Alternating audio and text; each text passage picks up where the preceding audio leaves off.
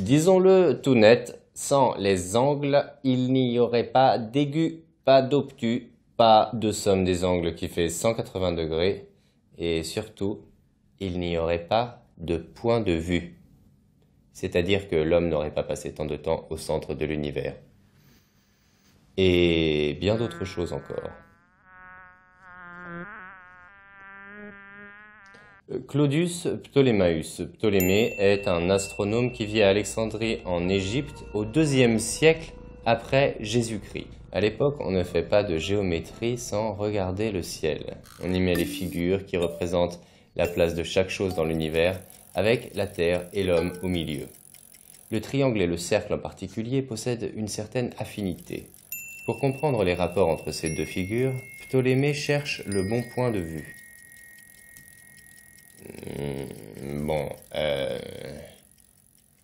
Prenons quelque chose de simple. Là, le cercle, là, le triangle.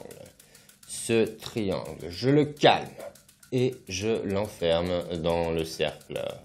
Pour qu'il bouge encore moins, je lui colle un angle à 90 degrés.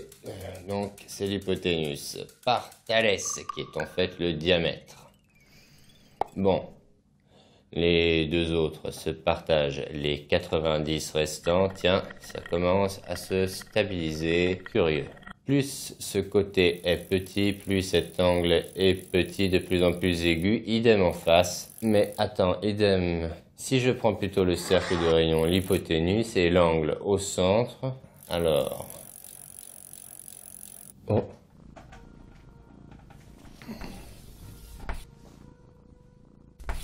Et voilà. Ptolémée voit les rapports entre les côtés d'un triangle rectangle et ses angles. Il avait du nez, Ptolémée. Ces formules ne sont pas si éloignées de ce qu'on fait aujourd'hui avec les sinus et les cosinus des angles, ce qu'on appelle la trigonométrie. Dans un triangle rectangle, le cosinus d'un angle, c'est le côté adjacent sur l'hypoténuse. Le sinus, c'est le côté opposé sur l'hypoténuse. La tangente, c'est le côté opposé sur le côté adjacent.